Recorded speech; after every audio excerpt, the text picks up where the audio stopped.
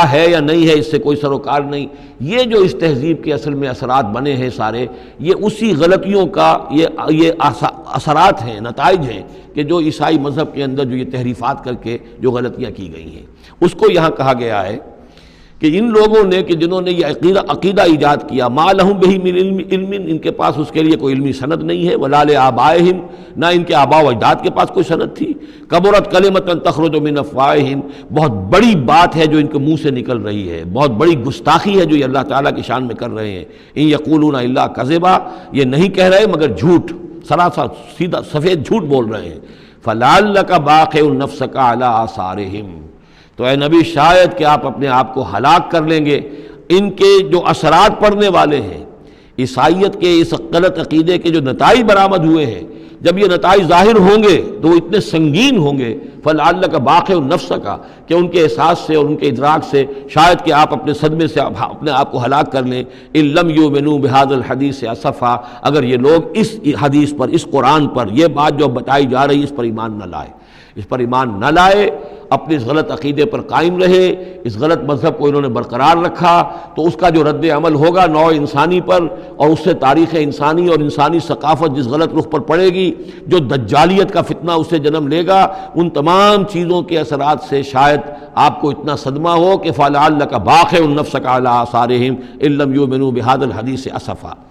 انا جعلنا ما علی الارض زینۃ لہا، ہم نے زمین کے اوپر جو کچھ ہے اسے اس کا گہنا بنا دیا ہے، بناؤ سنگھار بنا دیا ہے، زینت بنا دیا ہے.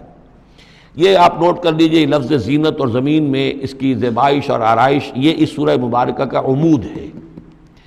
یعنی اس کو اتنا کھبا دیا ہے نگاہوں میں اللہ نے کہ آخرت سے خود بخود انسان غافل ہو جاتا ہے. یہ پردہ پڑ گیا ہے، چمک دمک ہے، یہ کاریں ہیں، یہ بلڈنگیں ہیں، یہ کوٹھیاں ہیں، یہ عالیشان عمارتیں ہیں، یہ کیا کچھ اس کی جو یوں سمجھیے پومپ اینڈ شو جو ہے اس وقت دنیا کا. اور ظاہر بات ہے امریکہ میں جا کر دیکھیے تو جو کچھ یہاں دیکھ رہے ہیں اس سے 10 گنا 100 گنا 1000 گنا آپ کو نظر آئے گا، عقلیں دنگ ہو جاتی ہیں. نتیجہ کیا نکلتا ہے کہ انسان یہ سمجھتا ہے کہ اصل شے یہی مادہ ہی ہے، اصل ہدایت پہ یہی لوگ ہیں، یہی لوگ ہیں صحیح معنی میں کہ جنہوں نے واقعتاً علم حاصل کیا ہے. لہٰذا ان کی غلط تہذیب، ان کا غلط تمدن، ان کے تمام غلط ثقافت کے معاملات کے بھی ہم اسی طریقے سے پیروی کر رہے ہیں. یہ سارا مسئلہ جو ہے وہ اس لیے ہے کہ یہ چمک دمک دنیا کی زیبائش اور آرائش اس سے ہم متاثر ہیں. انا جعلنا ما علی الارض زینۃ اللہ، جو کچھ زمین کے اوپر ہے اسے ہم نے اس کے لیے بناؤ سنگھار بنا دیا ہے. لنبلوہم، تاکہ ہم آزمائیں ان کو، ایہم احسن عملا، کون ہے ان میں سے اچھے عمل کرنے والا.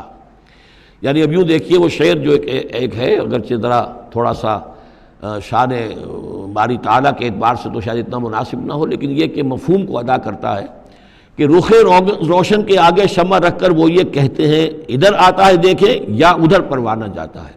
ایک طرف ذات باری تعالیٰ ہے اور ایک طرف یہ دنیا ہے، اس کی چمک دمک ہے.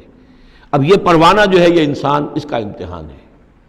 آیا یہ اللہ اور آخرت کی طرف جا رہا ہے یا دنیا کی طرف اور دنیا کی زیبائش اور آرائش کی طرف جا رہا ہے؟ جو زیبائش اور آرائش کی طرف چلا گیا وہ گیا، وہ تباہ و برباد ہو گیا. فقط خسر خسرانا مبینہ. اور جس نے اس دنیا کی زیبائش اور آرائش اس سے منہ موڑ کر وہ جو حقیقت جو اصل حسن ازلی ہے اللہ تعالیٰ کا اور اس کا جو جلال اور کمال ہے اور جو آخرت کی نعمتیں ہیں ان کو اختیار کر لیا، وہ کامیاب ہو گیا. تو امتحان اتنا ہی ہے کہ رخ روشن کے آگے شمع رکھ کر وہ یہ کہتے ہیں ادھر جاتا ہے دیکھیں یا ادھر پروانہ آتا ہے. وَإِنَّا لَجَاعِلُونَ مَا عَلَيْهَا صَعِيدًا جُرُزًا، اور یہ کہ جو کچھ بھی اس پر ہے ہم ایک وقت آئے گا کہ اس کو بنا کر رکھ دیں گے جیسے کہ میدان جس میں سے کہ فصل کاٹ لی گئی ہو. جب قیامت ہوگی کیا ہوگا یہاں پر اسی زمین کو؟ نہ یہاں پہ کوئی وہ پہاڑ رہ جائیں گے، کوٹ کوٹ کر چپٹی کر دی جائے گی، نہ یہ آپ کے پاس جو ہیں وہ اسکائی اسکریپرز رہ جائیں گے، نہ یہ اعلیٰ شان عمارتیں ہوں گی، کچھ نہیں ہوگا. یہ سب برابر ہوگا جیسے کہ کسی کھیت کے اندر سے فصل کاٹ دی جاتی ہے تو اب وہ پڑا ہوتا ہے ویران. وَإِنَّا لَجَاعِلُونَ مَا عَلَيْهَا صَعِيدًا جُرُزًا، ہم اسے کر کے چھوڑیں گے ایسا کھیت کہ جہاں پر چورا پڑا ہوا ہو، صرف بچا کھچا جو ہے وہ اس کا توڑی کا اور کچھ نہ ہو.